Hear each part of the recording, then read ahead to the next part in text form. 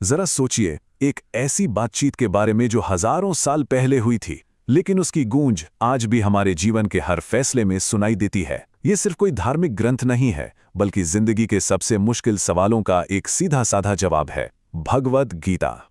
और देखिए, गीता की शुरुआत ही कितनी गहरी बात से होती है।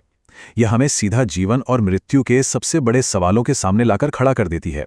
यह हमें सोचने पर मजबूर करती है कि आत्मा अमर है और शायद हमारा दुख उतना बड़ा नहीं है जितना हम समझते हैं। और यहीं गीता का असली सार शुरू होता है। हम सब जिंदगी में कभी ना कभी उस मोड़ पर आते हैं जहां हर रास्ता मुश्किल लगता है, हर चुनाव गलत, क्या करें क्या ना करें। गीता इसी दुविधा का, इसी कंफ्यूजन का जवाब देने की कोशिश करती है। और सच कहूं तो यही बात इसे आज भी इतना जरूरी बनाती है। तो चलिए इस पूरी बातचीत को थोड़ा और गहराई से समझते हैं।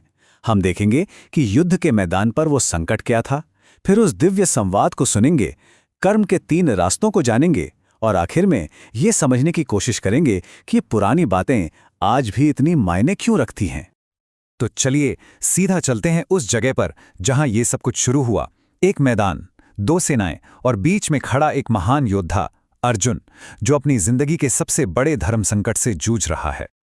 ये कोई आम लड़ाई नहीं है, ये एक ही परिवार के लोगों के बीच की जंग है। सोचिए, मैदान के दोनों तरफ वो लोग खड़े हैं जिनके साथ अर्जुन पला बड़ा है, जिनसे उसने सीखा है, प्यार किया है।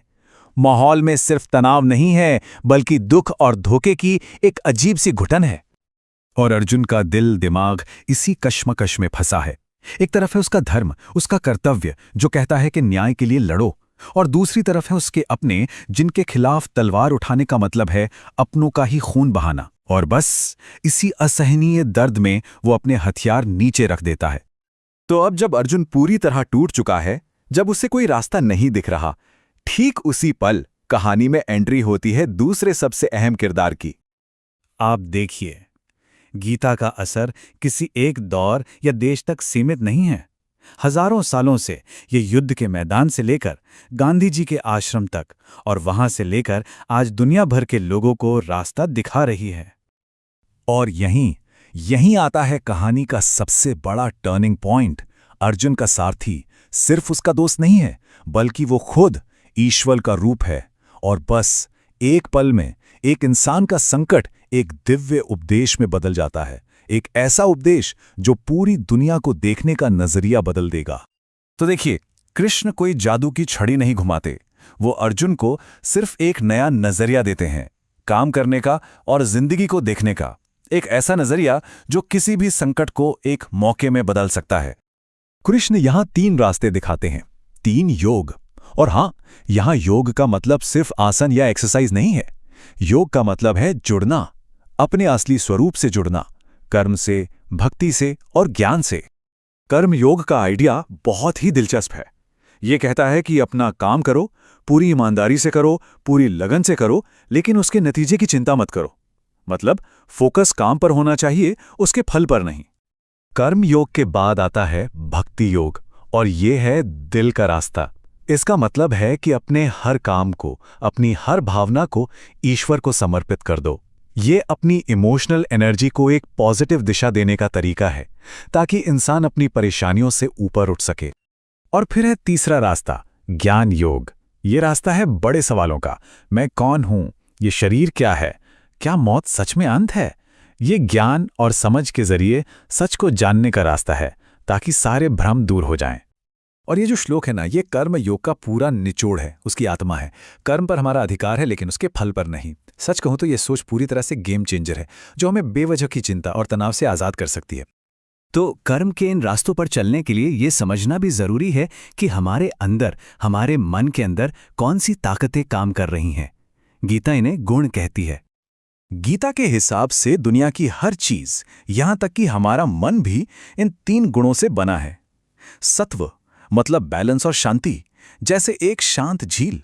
रजस मतलब एक्शन और पैशन, जैसे एक तेज बहती नदी। और तमस मतलब आलस और अंधेरा, जैसे ठहरा हुआ पानी। अब इसका फायदा क्या है?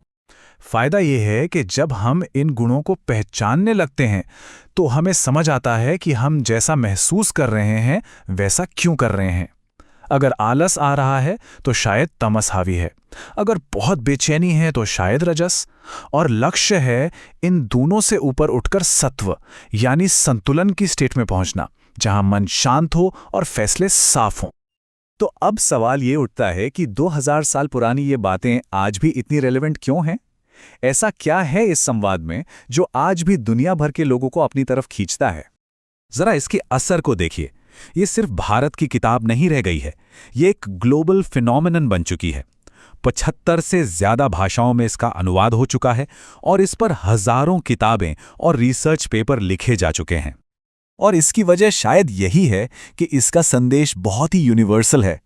ये हमें सिखाती है कि मुश्किल हालात में भी अपना काम कैसे करें, नतीजों की चिंता किए बिना एक्शन कैसे लें और अपनी जिंदगी में एक मकसद कैसे ढूंढें, चाहे हालात कैसे भी क्यों ना हो। आखिर में गीता एक सवाल हम सबके सामने रखती है। हम सभी अपनी जिंदगी में किसी न किसी कुरुक्षेत्र पर खड़े होते हैं। वो कोई मुश्किल करियर का फैसला हो सकता है, कोई उलझा हुआ रिश्ता हो सकता है, या कोई और चुनौती। सवाल ये है कि उस पल में हम क्या चुनते हैं। क्या हम अर्जुन की तरह हिम्मत हार जाते हैं, या फिर कृष्ण की सलाह मानकर बिना फल की चिंता किए अपना कर्म करते हैं?